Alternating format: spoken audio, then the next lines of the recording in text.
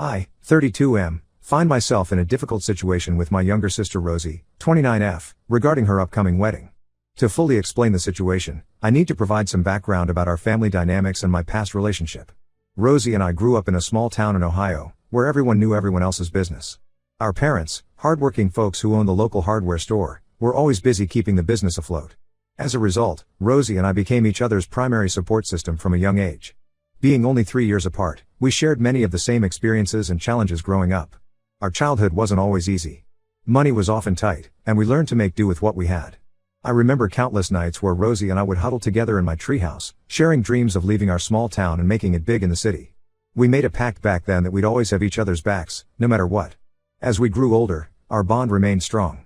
When I left for college in Columbus, Rosie would visit me almost every weekend, crashing on my dorm room floor just to spend time together. And when it was her turn to go to college 2 years later, I was there to help her move in and get settled. It was during my senior year of college that I met Gina, 24F at the time. We were both interns at a local Freddie Eating firm, and we hit it off immediately. Gina was everything I thought I wanted, smart, ambitious, and with a wicked sense of humor that kept me on my toes. We bonded over our shared love for obscure indie bands and our dream of making it in the advertising world.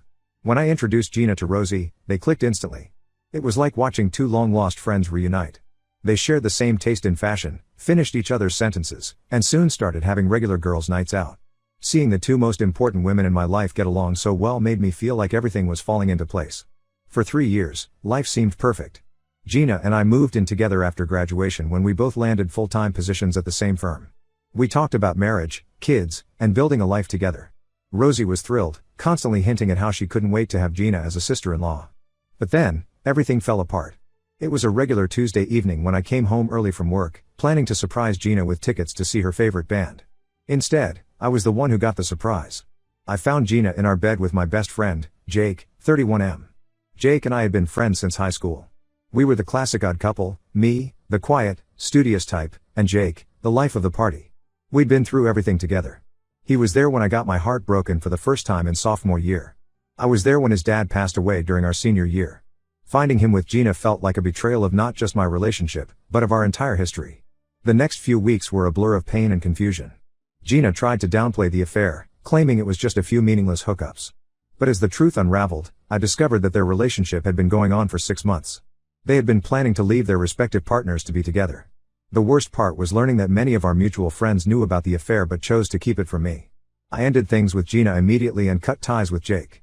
The betrayal left me reeling, questioning every relationship in my life. It was during this time that Rosie proved to be my rock. She took time off work to help me move out of the apartment I shared with Gina. She listened to me vent for hours, brought me food when I couldn't bring myself to cook, and even confronted Jake when he tried to apologize. Rosie's support during this time meant everything to me.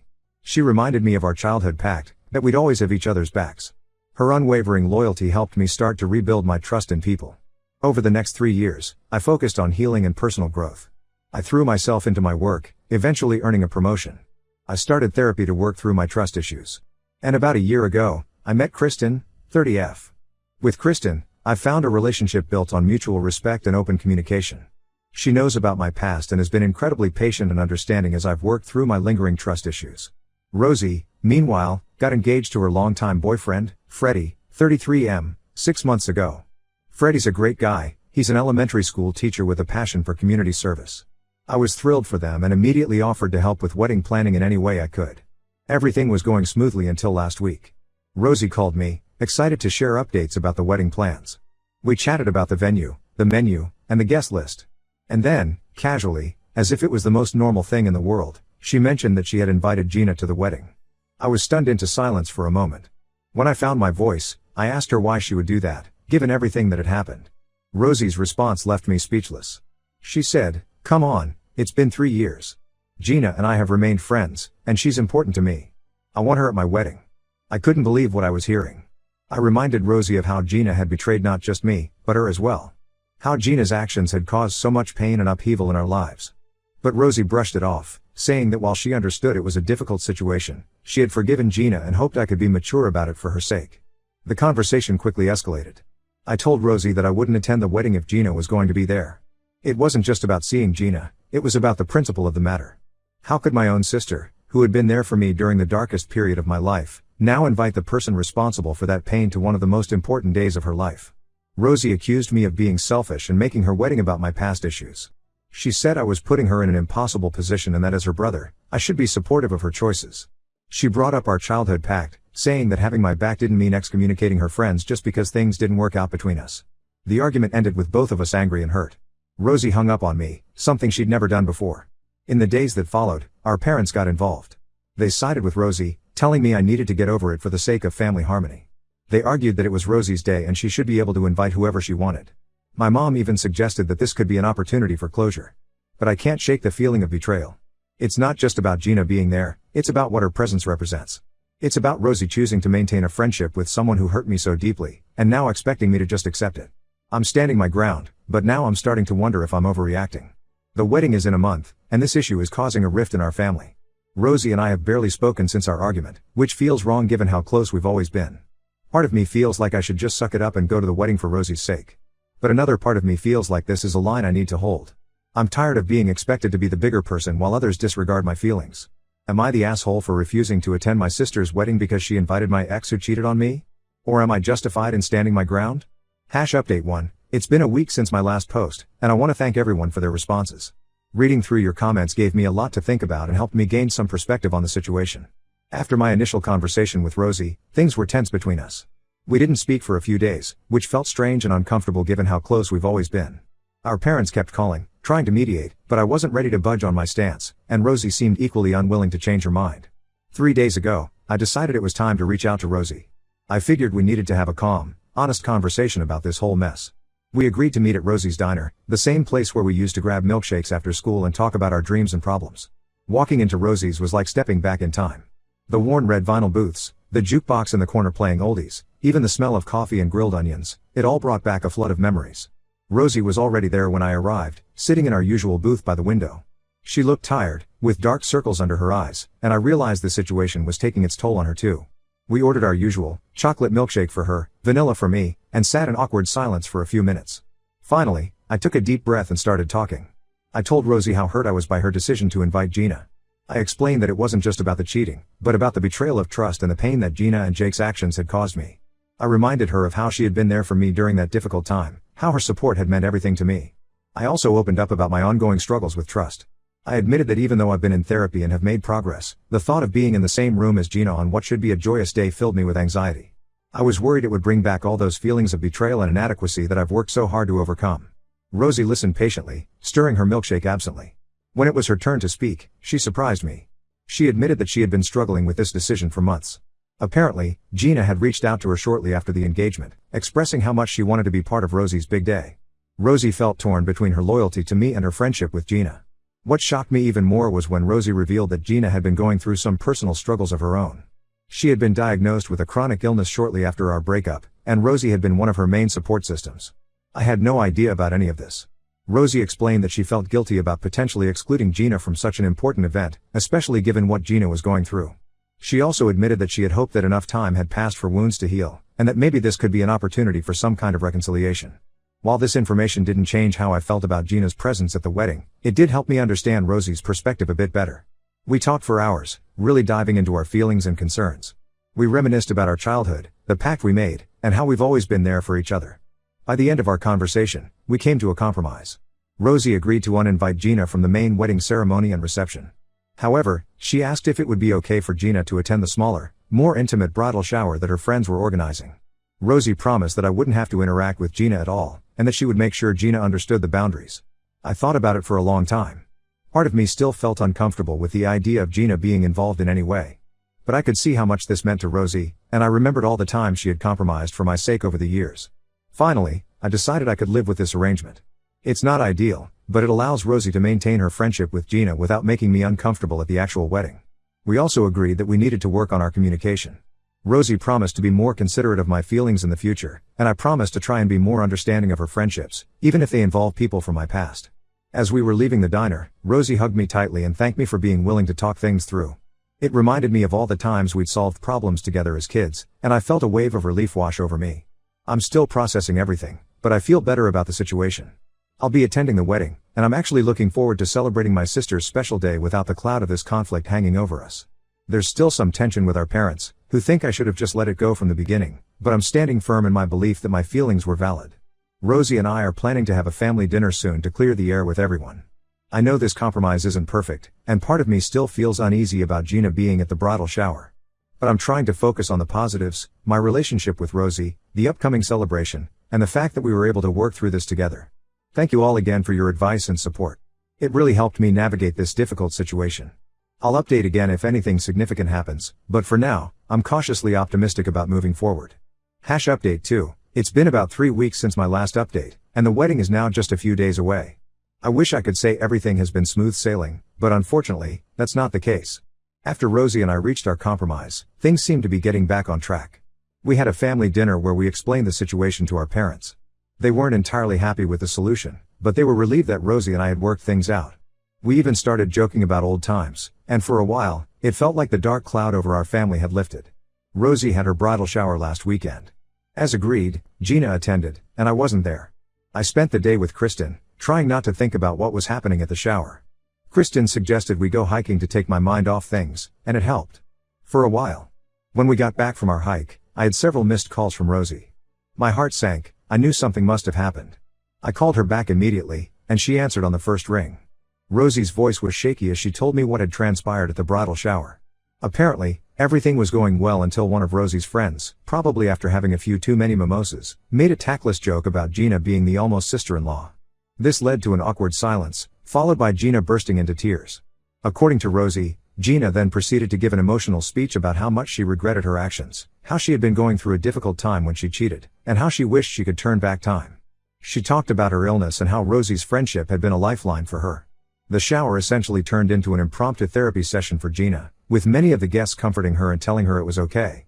Some even suggested that enough time had passed and that I should get over it. Rosie was calling me because she felt terrible about how things had unfolded. She apologized profusely, saying she never intended for the shower to turn into a pity party for Gina. But then she said something that made my blood run cold. She asked if I would reconsider having Gina at the wedding. I was stunned. We had an agreement. We had worked through this. And now, because Gina had a meltdown at the bridal shower, everything was up in the air again? I told Rosie that I needed some time to process this information. I hung up and immediately felt a wave of anger and betrayal wash over me. It felt like I was right back where I started, with my feelings being dismissed for the sake of keeping the peace. I spent the next couple of days in a daze, trying to figure out what to do. Kristen was supportive as always, offering to skip the wedding in solidarity if I decided not to go. But I knew that would only cause more problems. Yesterday, I finally called Rosie back. I reiterated my position. I would not attend the wedding if Gina was there. I reminded Rosie of our agreement and how much it had meant to me that she understood my feelings. I told her that while I sympathized with Gina's struggles, it didn't change the fact that her presence would make me extremely uncomfortable on what should be a joyous day. Rosie got defensive. She accused me of being inflexible and unable to forgive. She said that Gina's speech at the shower had moved her, and she felt like she needed to stand by her friend. We argued for what felt like hours, rehashing old hurts and bringing up childhood promises. The conversation ended with Rosie telling me that she was going to invite Gina to the wedding, and it was up to me whether I attended or not. She said she hoped I would choose to be there for her, but she would understand if I couldn't. I'm writing this update mere days before the wedding, and I honestly don't know what I'm going to do. Part of me wants to stick to my guns and not attend. Why should I put myself in an uncomfortable position just to make everyone else happy? But another part of me can't bear the thought of missing my little sister's wedding. We've been through so much together, and the idea of not being there on her big day breaks my heart. Kristen thinks I should go to the wedding and just avoid Gina. My parents are pleading with me to be the bigger person. My friends are divided, with some supporting my decision to skip the wedding and others telling me I'll regret it if I don't go. I feel like I'm being forced to choose between my own mental well-being and my relationship with my sister. It's tearing me apart. I've barely slept in the past few days, constantly turning the situation over in my mind. I know I need to make a decision soon. The wedding is this Saturday, and I feel like I'm tearing my family apart. But I also feel like I need to stand up for myself. I'm tired of being expected to be the bigger person while others disregard my feelings. I'm honestly at a loss about what to do next. Any advice would be greatly appreciated. Has anyone been in a similar situation? How did you handle it? Update 3. It's been 2 months since Rosie's wedding, and I've had a lot of time to reflect on everything that happened. I know many of you have been asking for an update, so here it is. After much soul searching and several sleepless nights, I decided to attend the wedding. It wasn't an easy decision, but in the end, I couldn't bear the thought of missing such an important day in my sister's life. I told myself I would go for Rosie, avoid Gina as much as possible, and try to focus on celebrating my sister's happiness. The day of the wedding was a whirlwind of emotions. I arrived early to help with last-minute preparations, partly to keep myself busy and partly to show Rosie that I was there for her. When I saw her in her wedding dress, all the anger and frustration I'd been feeling melted away for a moment. She looked beautiful and so happy. We hugged, both of us teary-eyed, and in that moment, I knew I'd made the right decision in coming. As guests started to arrive, I stuck close to Kristen, using her as a buffer. I caught a glimpse of Gina across the room a few times, but managed to avoid any direct interaction. The ceremony itself was beautiful. Watching Rosie and Freddie exchange vows, I was reminded of the power of love and forgiveness. It didn't erase my past pain, but it did give me a new perspective. At the reception, I mostly stayed with my family and close friends. However, about halfway through the evening, Gina approached our table. My heart started racing, and I could feel Kristen squeezing my hand under the table. Gina looked nervous but determined. She asked if she could speak with me privately. After a moment's hesitation, I agreed. We stepped out into the garden, away from the noise of the reception. Gina started by apologizing, not just for her past actions, but for the recent drama surrounding the wedding. She explained that she never intended to cause problems between Rosie and me, and that her emotional outburst at the bridal shower came from a place of guilt and regret. She then opened up about her health struggles and how Rosie's friendship had been a lifeline for her. She said she understood if I could never forgive her, but she wanted me to know how sorry she was for all the pain she'd caused. I listened quietly, feeling a mix of emotions I couldn't quite name. When she finished, I took a deep breath and told her that while I appreciated her apology, I wasn't ready to forgive and forget. However, I also said that I was willing to be civil for Rosie's sake. We rejoined the reception, and for the rest of the night, there was an uneasy truce. It wasn't perfect, but it was manageable. I focused on celebrating Rosie and Freddie, dancing with Kristen, and enjoying time with family and friends. In the weeks following the wedding, Rosie and I had several long conversations. We both acknowledged that we had made mistakes in handling the situation. Rosie apologized for going back on our agreement and for not considering my feelings more carefully. I apologized for allowing my past hurt to overshadow her special day. We've been working on rebuilding our relationship. It's been a slow process, but we're making progress. We've started having weekly sibling dinners again, just like we used to. Sometimes we talk about what happened, other times we just enjoy each other's company. It's not always easy, and sometimes old hurts resurface, but we're committed to moving forward. As for Gina, we're not friends and probably never will be. But I've reached a point where I can be in the same room as her without feeling overwhelmed by anger or anxiety. It's a small step, but an important one. This whole experience has taught me a lot about forgiveness, not just of others but of myself. I've realized that holding on to anger was hurting me more than anyone else. I'm not saying I've completely let go of the past, but I'm working on it. Kristen has been my rock throughout this entire ordeal. Her unwavering support and understanding have made me appreciate her even more. We've actually started talking about our own future together, and I'm excited about where our relationship is heading. My relationship with my parents has improved too. After seeing Rosie and me make amends, they've become more understanding of my feelings. We've had some good conversations about respect and boundaries within the family. Looking back, I still believe that I had valid reasons for feeling hurt and betrayed. However, I've also learned valuable lessons about communication, empathy, and the importance of family. While I can't change the past, I'm focused on nurturing my relationships moving forward. Thank you all for your support and advice throughout this journey. It's been a challenging few months, but I feel like I've grown a lot. Life is complicated, and there's rarely a perfect solution to complex emotional situations. But I'm learning to navigate these waters, and I'm hopeful for the future. If there's one thing I'd like people to take away from my experience, it's this: it's okay to stand up for your feelings, but also be open to understanding others' perspectives. And sometimes, the path to healing isn't about forgetting the past, but about finding a way to move forward despite it.